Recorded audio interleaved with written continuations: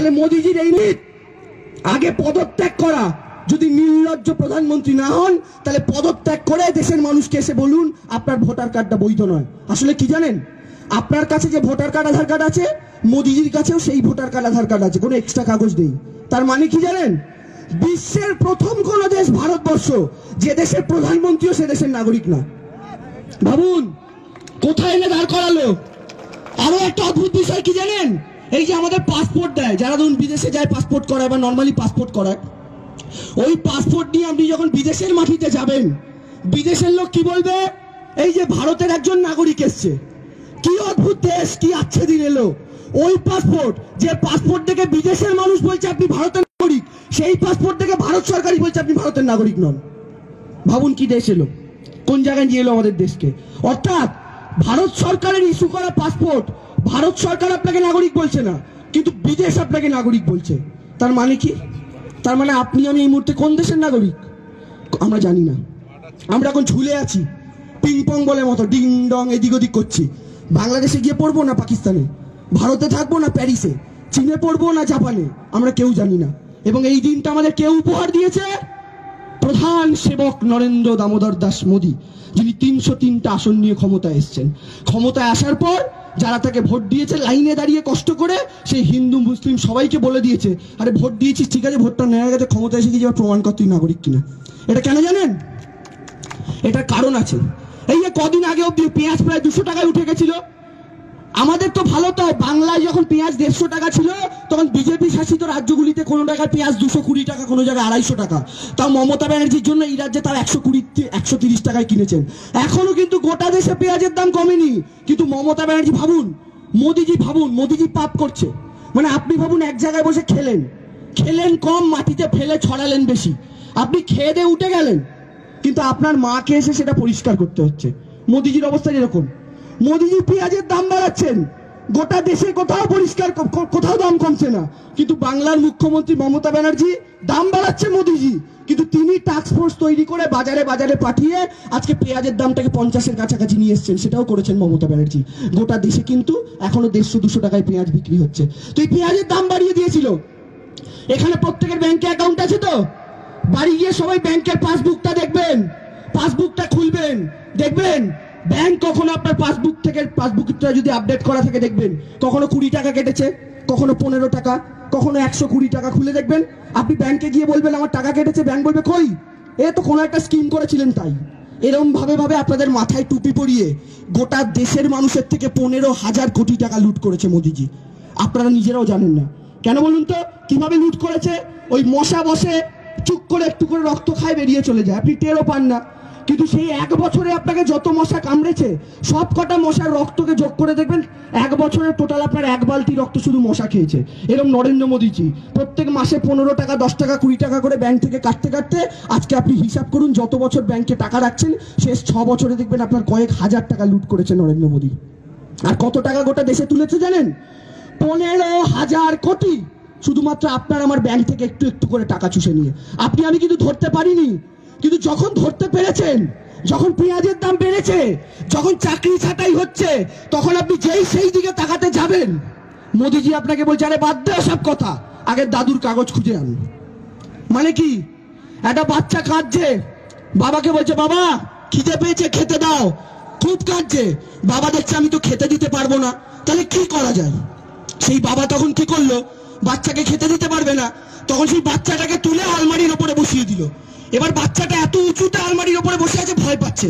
এবার বাবাকে বলছে বাবা নামিয়ে দাও, ভয় করছে। বাচ্চাটা কিন্তু খিদের কথাটা ভুলে গেছে। নরেন্দ্র মোদী এই কাজটাই করতে চাইছেন। আমাকে আপনাকে চাকরি, বেকারত্ব, পেঁয়াজের দাম ভুলিয়ে দিয়েছেন। বাচ্চাটাকে যেমন আলমারির উপরে বসিয়ে দিয়েছিল, আপনি যখন খেতে চাইছেন, বলছেন দাম কমাও জিনিসের, তখন মোদীজি খুঁজে নিয়ে আয়, আপনি ওই কাজে ব্যস্ত হয়ে গেছেন, আপনি ভুলে গেছেন তখন জিনিসপত্রের দামের কথা। এটা হচ্ছে মোদীজির ট্যাকটিক্স। আর এই জিনিসটাকে বাংলার মানুষ বা গোটা দেশের মানুষ আস্তে আস্তে ধরে ফেলেছে। তাই এই জিনিসটা আর বেশি দিন চলবে না এই দেশের মাটিতে। আর তার জন্য আপনাদের প্রত্যেককে সংঘবদ্ধ থাকতে হবে। আমি একটা কথা বলি, বিজেপির পতাকা রং দেখেছেন তো, গেরুয়া। একটা পার্টি আছে মিম পার্টি, হায়দ্রাবাদ থেকে এসছে। এই দলটার কাজ বলে দিই, এরা যেখানেই যায় বিজেপির উল্টো দিকে যে দল থাকে তার ভোট কাটাকুটির জন্য যায়। মিম পার্টি আজ অব্দি যেখানে যেখানে ভোটে লড়েছে সেখানে সেখানেই বিজেপি জিতেছে। আজ অব্দি এক জায়গা তোরা বিজেপিকে হারাতে পারেনি, কারণ বিজেপির উল্টো দিকে যখন কংগ্রেস থাকে মিম পার্টি ভোটে লড়ে কংগ্রেসের ভোট খায়। এখন বিজেপির প্ল্যান হচ্ছে এই মিম পার্টিকে বাংলায় ঢুকিয়ে তৃণমূলের ভোট খাওয়াবে। তাই একটা কথা বলে রাখি, মিম পার্টির দিকে সমর্থনের হাত বাড়ানো মানে কিন্তু নরেন্দ্র মোদী জিন্দাবাদ স্লোগান দেওয়া, দুটোই এক। তাই আপনাদের সিদ্ধান্ত নিতে হবে আপনারা কোন দিকে থাকবেন। এই সিদ্ধান্তটা কিন্তু আজকে আপনাদের এই মাটিতে দাঁড়িয়ে নিতে হবে। আর এই বিজেপির পতাকা গেরুয়া, এই মিম পার্টির পতাকা সবুজ, কিন্তু তৃণমূলের পতাকা দেখুন গেরুয়া, সবুজ আর সাদা। এই মাঝখানের সাদাটা হচ্ছেন মমতা ব্যানার্জি, যেটা হিন্দুকে এক হাতে ধরে রেখেছেন, মুসলমানকে এক হাতে ধরে রেখেছেন। তাই আপনাদের সিদ্ধান্ত নিতে হবে আপনারা কোন পতাকার তলায় থেকে কাজ করবেন, কার নেত্রীর পাশে থেকে কাজ করবেন। এই সিপিএম, মিম, কংগ্রেস, এই তিনটেই হচ্ছে বিজেপির সবচাইতে বড় দালাল। এদের পাতা ফাঁদে পা দেওয়া মানে হচ্ছে বিজেপির ফাঁদে পা দেওয়া। তাই এদিকে পা দেবেন না। এই বিজেপি আমাদের, আমি বলতে চাই আপনাদের প্রত্যেকের মনে আছে নরেন্দ্র মোদী কদিন আগে কি বলেছিলেন? এই তো যারা ভাঙচুর করছে তাদের কাপড় দেখে আমি চিনতে পারি। মনে আছে আপনাদের? দিলীপ ঘোষেরা কি বলছিলেন? লুঙ্গি বাহিনী, মানে আপনারা যারা লুঙ্গি পরেন তারা সবাই অনুপ্রবেশকারী। আমি দিলীপ বাবুকে বলতে চাই, আমি দেবাংশু ভট্টাচার্য, আমার দাদুর নাম ছিল পবন ভট্টাচার্য, এলাকার বিখ্যাত কালী পুজোর পুরোহিত। সেই আমার ঠাকুরদা আর আমার বাবা, তারা দুজনেই, আমার 4 কাকা, তারা 6 জনেই আজও বাড়িতে সারাদিন লুঙ্গি পরে থাকে। আমার বাবা মা অনুপ্রবেশকারী। আর যদি লুঙ্গি পরা মানে অনুপ্রবেশ হয়, তাহলে আপনাদের একটা জিনিস দেখাই, তাহলে ভারতবর্ষের সবচেয়ে শক্তিশালী অনুপ্রবেশকারীর নাম কি জানেন? এই দেখুন, ভারতের সবচেয়ে শক্তিশালী অনুপ্রবেশকারীর নাম হচ্ছে নরেন্দ্র দামোদর দাস মোদী, কারণ ইনি নিজের লুঙ্গি পরে আছেন, এই ছবিতে দেখতে পাচ্ছেন। তার মানে লুঙ্গি পরলেই যদি অনুপ্রবেশকারী হয়, তাই এই গুজরাটি ভাইকে আগে পাকিস্তানে পাঠাও। পাঠাতে পারবে না। তার মানে আপনারা কাপড় দেখে মানুষ চেনেন, আপনারা টুপি দেখে ধর্ম চেনেন, কিন্তু মোদিজি যখন বাবা রাম রহিম রেপ করে তখন তার পায়ে গিয়ে আপনি প্রণাম ঠোকার সময় আপনি তার জামা কাপড় থেকে বুঝতে পারেন না যে সে ধর্ষক? বুঝতে পারেন না? না, আসলে এই ধর্ষক, চোর, চিটিংবাজ, খুনি, এদের সবার সাথে বিজেপির পীড়িত হচ্ছে। ওই নতুন প্রেমিক প্রেমিকাদের মধ্যে যেমন পীড়িত হয় সেই রকম। যেখানে ধর্ষক সেখানে বিজেপি, যেখানে চোর সেখানে বিজেপি, যেখানে গুন্ডা সেখানে বিজেপি, যেখানে দাঙ্গা সেখানে বিজেপি। তাই এই দলটা গোটা ভারতবর্ষের জন্য এই মুহূর্তে একটা অভিশাপ হয়ে দাঁড়িয়েছে।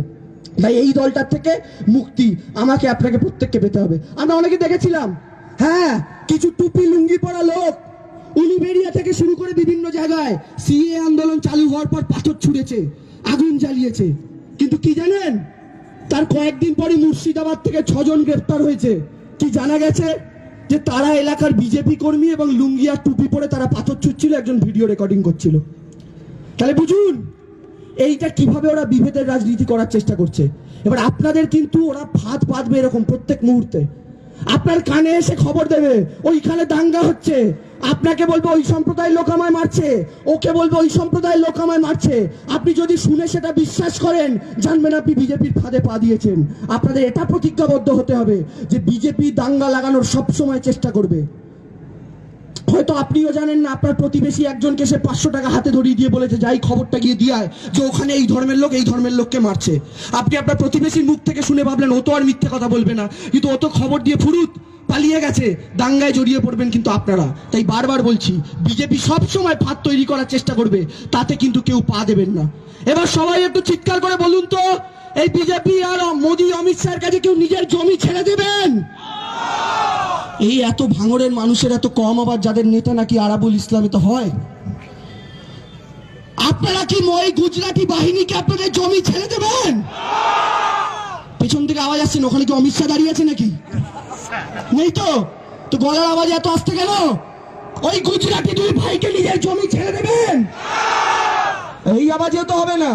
আমাদের দিদি আমাদের অধিকারের জন্য চিৎকার করে করে গলার শিরা ফুলিয়ে ফেলছে, আর আমরা তার সমর্থক হয়ে যদি এত আস্তে আওয়াজ করি তাহলে কি করে হবে বলুন তো?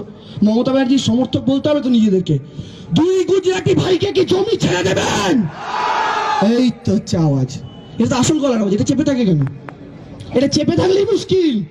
আপনি যত আস্তে কথা বলবেন, আপনি যত চুপ থাকার চেষ্টা করবেন, ওরা কিন্তু নরম মাটিপে তত আপনাকে আঁচড়ে ধরবে।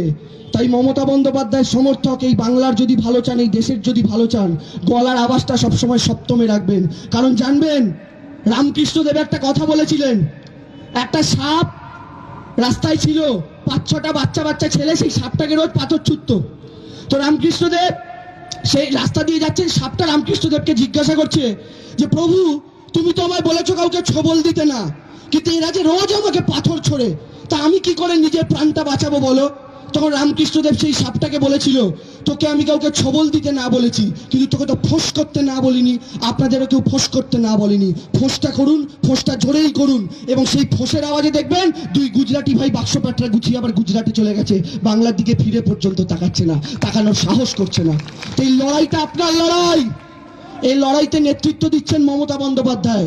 জমিটা আপনার পায়ের তলার, স্বাধীনতার রক্ত আমার আপনার পূর্বপুরুষ দিয়েছে, ওই গুজরাটের কেউ দেয়নি। এ প্রধানমন্ত্রী দেশের প্রধানমন্ত্রী না, এ প্রধানমন্ত্রী গুজরাটের প্রধানমন্ত্রী। ক্ষমতায় আসার পর বুলেট ট্রেন আনবে কোথায় বললো?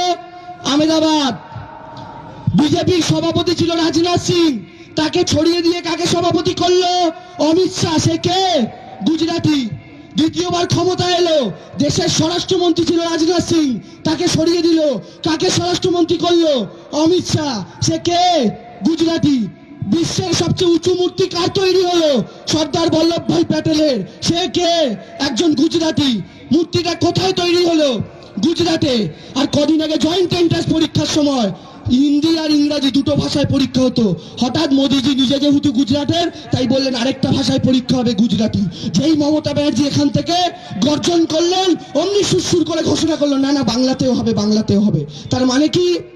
ওরা সব গুজরাটের জন্য করতে চাইছে। ওরা গুজরাট এবং গুজরাট নিয়ে রাজনীতি করছে, বাকি দেশের মানুষের কোনো মূল্য নেই। তাই এই ভারতবর্ষের মাটিতে থেকে আপনার মূল্য কতটা, এটা আপনাকে বোঝাতে হবে। তাই বিজেপি নেতারা ভোট চাইতে এলে তাদের কি করবেন? একটা করে পেঁয়াজ হাতে ধরিয়ে দিয়ে বলবেন, নে বেটা, তোরা তো আমাদের খাওয়াতে পারিস না, আমরা তোদের দিলাম। এটা হচ্ছে ওদের সবচেয়ে বড় শিক্ষা। ওরা ভোট চাইতে এলে মুখের ওপর দরজা বন্ধ করে দেবেন, এটা ওদের সবচাইতে বড় শিক্ষা। ওরা যে চায়ের দোকানে বসে চায় পে চর্চা করতে হবে, এখানে এসেছিলেন দিলীপ ঘোষ, শুনেছি চায় পে চর্চা। ভাবুন, চায় পে চর্চা কথাটাও হিন্দি, বাংলা এসে ভোট প্রচার করছে, আর এখানেও হিন্দি কথা ব্যবহার করছে, অথচ 10 কোটি বাঙালি। কেন বাংলা শব্দ নেই?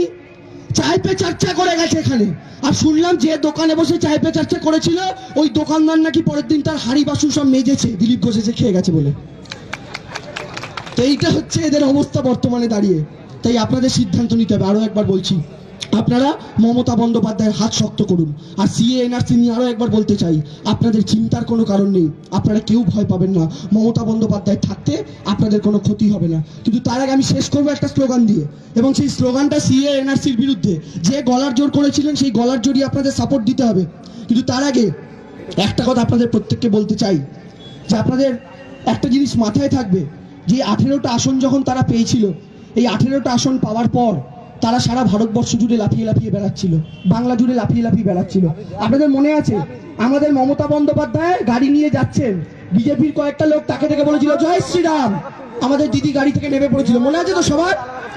এখন বিজেপি ভেবেছে মমতা ব্যানার্জি গাড়ি করে যাচ্ছে, তাকে দেখে জয় শ্রীরাম বললাম, তৃণমূল কর্মীরা বোধহয় খুব অপদস্থ হয়ে গেল, রাস্তাঘাটে এবার তাদের বলা যাবে এই দেখ তোদের নেত্রীকে দেখে জয় শ্রীরাম বলেছি।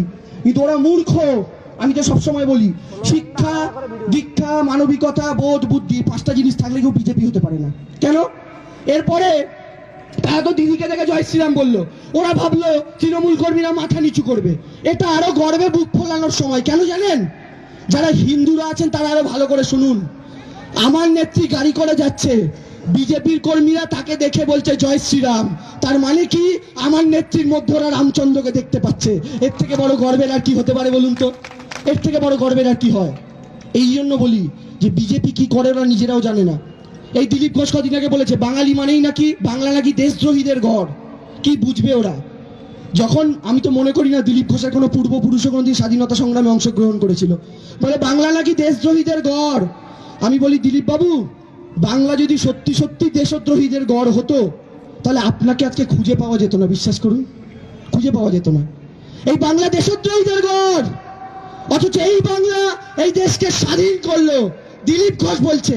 তো বলুন তো এর চেয়ে বড় দেশদ্রোহী আর কি, আর কে হতে পারে? আজকে পাকিস্তান রোজ চায় ভারতের ক্ষতি করব, কিন্তু আমাদের সেনাবাহিনী আছে বলে তাদের ক্ষতি, ভারতের ক্ষতি পাকিস্তান করতে পারে না। কিন্তু পাকিস্তান যে ক্ষতি করতে পারে না, সেই ক্ষতি একা হাতে মোদী করে দিয়েছে ভারতবর্ষের। তাই পাকিস্তান আর নরেন্দ্র মোদী দুটোকে যদি সমান সমানে বসাতে হয়, আমি বলবো দুটোই আমাদের সমান শত্রু। নরেন্দ্র মোদী যে ক্ষতি করছে, সে ক্ষতি করার কথা পাকিস্তান কোনোদিন ভাবেও পর্যন্ত নেই। তার মানে ভাবুন পাকিস্তান কি করবে? বর্ডার পেরিয়ে 4টে বোম মারবে। আর মোদিজি কোথায় বোম মারছে? রোজ আমার আপনার ঘরে বোম মারছে। আপনি পেঁয়াজ কিনতে পাচ্ছেন না, আদা কিনতে পাচ্ছেন না, চাকরি হারাচ্ছেন, দেশের ইকোনমি ডুবছে, জয় শ্রীরামের নামে মানুষ মারছে। এটা আমার আপনার মুখের ওপরই তো বোম মারা। আর পাকিস্তান তো দেশের বর্ডারে বোম মারবে। তাই পাকিস্তান বর্ডারে বোম মারছে, আর মোদিজি আমার আপনার ঘরের চৌকাটে বোম মারছে। তাহলে বলুন তো সবচেয়ে বড় দেশদ্রোহীর নাম কি? হ্যাঁ, সবচেয়ে বড় দেশদ্রোহীর নাম নরেন্দ্র দামোদর দাস মোদী এবং অমিত শাহ। এদের চেয়ে বড় দেশদ্রোহী ভারতবর্ষের মাটিতে হয় না। 130 কোটি ভারতবাসীর শত্রু এই দুটো মানুষ। কারণ এই দুটো মানুষ কখনো দেশের ভালো করতে পারেন না। আজকে সব বিক্রি। আজকে রেলে চাপবেন, কদিন পর শুনবেন রিলায়েন্স এক্সপ্রেস আসছে, শুনবেন আদানি এক্সপ্রেস আসছে। আর আপনি যে 200 টাকা টিকিট কেটে ট্রেনে ওঠেন, ওটা হয়ে যাবে 2000 টাকা। রেলটাকেও বিক্রি করে দিচ্ছে।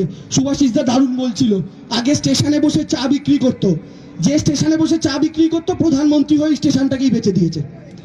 এইটা হচ্ছে নরেন্দ্র মোদীর বর্তমান অবস্থা।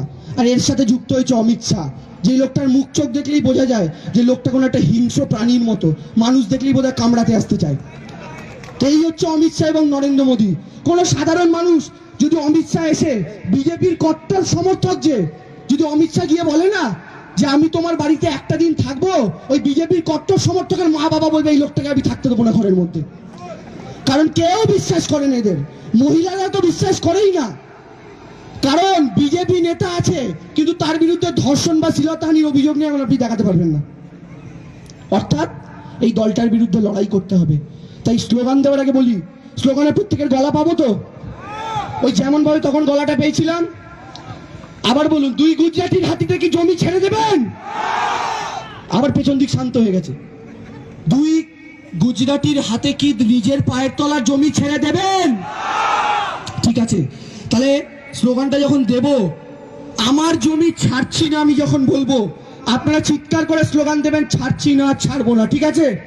হবে তো? এই যে হবে তো বললাম, আবার আওয়াজ কমে গেল। এভাবে তো হয় না। হবে তো? আচ্ছা, যারা স্লোগানটা দেবেন তারা একটু সবাই হাত তুলুন তো দেখি। তারা সবাই হাত তুলুন তো দেখি। আচ্ছা, যারা হাত তুলবেন তারা সবাই গলাটাও তুলবেন তো? হ্যাঁ, ঠিক তো? জানেন তো আমাদের মধ্যে আবার একটা ব্যাপার রয়েছে, আমরা ভাবি তো আমার পাশের লোকটা স্লোগান দিচ্ছে, আমি খালি মুখ নাড়ালেই হয়ে যাবে। ওটা কিন্তু বিজেপি পলিসি। কারণ বিজেপি সবসময় মানুষকে কিভাবে ঠকানো যায় পলিসি খোঁজে। আপনি যদি স্লোগানটা না দেন, আপনি কিন্তু নিজেকে ঠকাচ্ছেন, কারণ এই স্লোগানটা আপনার স্লোগান। এই স্লোগানে তৃণমূল, বিজেপি, সিপিএম এর লাভের গল্প নেই। এই স্লোগানটা হচ্ছে আপনার পায়ের তলার জমি বাঁচানোর স্লোগান। তাই এবার যার পাশে ভাবছিলেন ও পাশের লোকটা বলছে আমি চুপ করে থাকলেও হবে, তারাও যখন আওয়াজটা করলেন, কত জোরে আওয়াজ হলো দেখলেন তো? তাই যখন বলবো মাটি আমরা ছাড়ছি না, আপনারা ছাড়ছি না, ছাড়বো না, চিৎকার করে কিন্তু। হ্যাঁ, আরে এই দেশেতেই উঠছি বেড়ে মরছি, আবার এইখানে নাগরিক আমি ঘাম ঝরাচ্ছি বলছি রে। তাই স্লোগানে মোদিজি যতই চাচান মাটি আমি ছাড়বো না। শ্রমিক কৃষক গড়ছে ভারত, মোদির ভাইরা লুটছে দেশ, তাদের কাছেই চাইছে প্রমাণ, এনআরসি তে করছে শেষ। মোদি তোমার ডিগ্রি দেখাও, কাগজ আমি দেব না। দাদুর লগ্ন দিদার রাশির লাইনে দাঁড়াই খুঁজে মরি, মোদি তুমি বিদেশ ঘোরো, আম জনতা খেটে মরি। প্রধানমন্ত্রী বিকাশ দেখাও, জমি আমি ছাড়ছি না। মধু আমার গোর্খা, আমার রাজবংশী, আমার ভাই বাঙাল ঘটির এ সংসারে পদ্মপাটির জায়গা নাই। পিএম বলো স্মার্ট সিটি কই, জমি আমি দেব না। আওয়াজ আসছে না কিন্তু, আরো জোরে করতে হবে। আরে আমার দলে ববি হাকিম হিন্দু দাদা বক্সি, তাই আমার দলে ডেরেক আছে কিন্তু মেহুল চকসি নাই। মোদি তুমি কাগজ দেখাও, আমরা কাগজ দেখাবো না। আমার দলে ববি হাকিম হিন্দু দাদা বক্সি, তাই আমার দলে ডেরেক আছে কিন্তু মেহুল চকসি নাই। রাফায়েলের কাগজ দেখাও, কাগজ আমরা দেখাবো না। আরে ঝড়ে জলে ভাঙছে বাড়ি, গরিব কত ছাড়ছে ঘর, নেই কো কাগজ যাদের কাছে কিন্তু ওরা নয় কোপর। দিলীপ দুধে সোনা খোঁজো, জমি আমি দেব না। আরে দিলীপ দুধে সোনা খোঁজো, জমি আমি দেব না।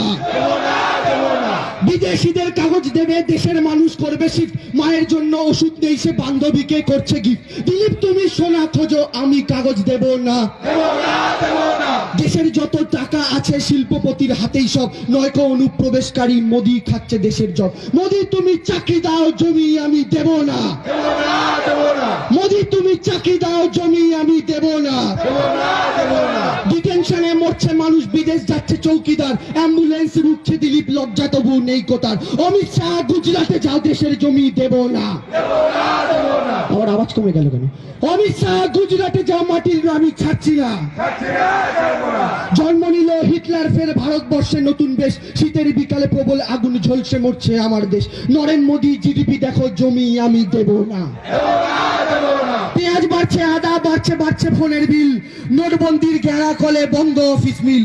তাই মোদি তুমি বিদেশ পালাও, মাটি আমি দেব না। জমি আমরা ছাড়ছি না, আমার মাটি দেব না। দুয়ার তুলে আমার মাটি দেব না, আমার মাটি দেব না, আমার মাটি দেব না। জমির দখল দিচ্ছি না, জমির দখল দিচ্ছি না।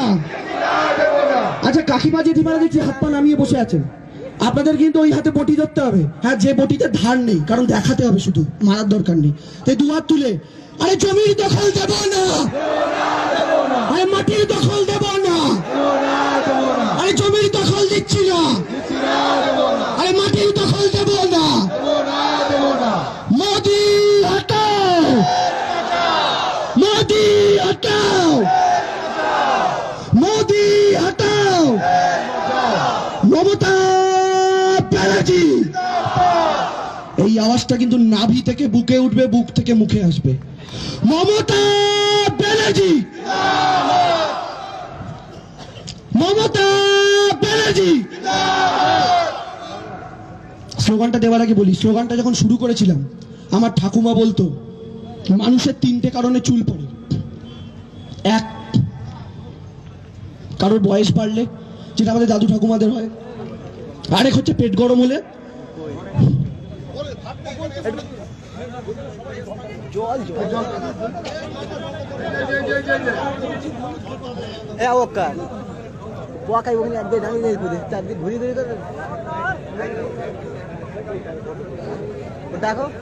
ওই বক্তব্য শেষ করলাম, মাফ করবেন।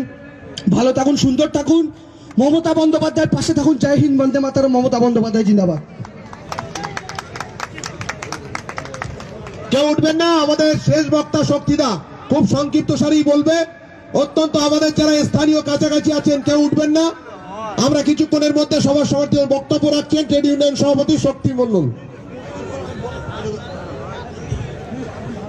মাফ করবেন, আমি প্রথমেই আপনাদের কাছে ধন্যবাদ জানাবো যে আজকে একটা এত বড় সভা ভাঙড়ের এই